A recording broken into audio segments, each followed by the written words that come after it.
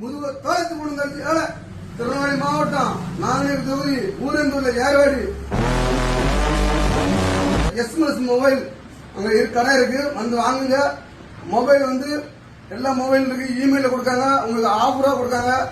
வாங்க, வரலாட முதுகு தோலத்து போடுங்க.